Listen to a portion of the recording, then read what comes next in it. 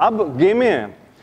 2012 میں جب میں یو اے میں تھا تو میرے دوست ہیں, میرے ہم صاحب ہوا کرتے تھے, ان کا بچہ سیمسنگ کے ٹیب پہ گیم کھیلا کرتا تھا. وہ میرے پاس آ جاتا, بیٹھ جاتا, گیم کھیلتا. میں نے ایک دن ٹیب لیا تو وہ گیم چلا رہا تو بیچ میں مسجدیں بنی ہوئی تھیں. گیم چل رہی ہے, بمباری کرنی ہے, اور بیچ میں مساجد بنی ہوئی ہیں.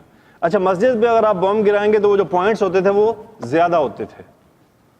تو کس طرح مینپولیٹ کر رہے ہیں ہماری قوم کو, وہ ہمارے لوگوں کو. پھر اس کے بعد میں نے ایک گیم انسٹال کی.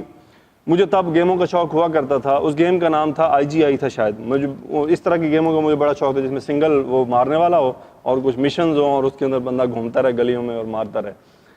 تو وہ گیم 1-2 پارٹ میں نے کھیلا. جب 3rd پارٹ اس کا آیا اور جب میں نے اس کو انسٹال کیا, اس کو میں نے چلانا شروع کیا, تو وہ گیم پوری عراق کی بنی ہوئی تھی, پوری عراق میں تھی, اور مسلمانوں کو مارنا تھا, اور وہ آگے سے کیا کہتے تھے, اللہ اکبر, ان کو گولی مارو. اب بتائیں یہ کیا پریکٹس ہے؟ صاف ہے کہ جب میں اس طرح کی گیمیں کھیلتا رہوں گا تو میرا مائنڈ کیسا بنے گا. اس لیے درخواست ہے اپنے بچوں کی گیموں پہ نظر رکھا کریں, وہ کون سی گیمز کھیل رہے ہیں. اور یہ جتنی بھی یہ وارفیئر گیمز ہیں نا جو آج کل آ رہی ہیں, یہ ساری افغانستان, عراق اور اس قسم کے جو لوکیشنز ہیں نا ان کو مائنڈ میں رکھ کے بنائی گئی ہیں. بہرحال جزاکم اللہ خیر. مختصر آپ نے بات سنی.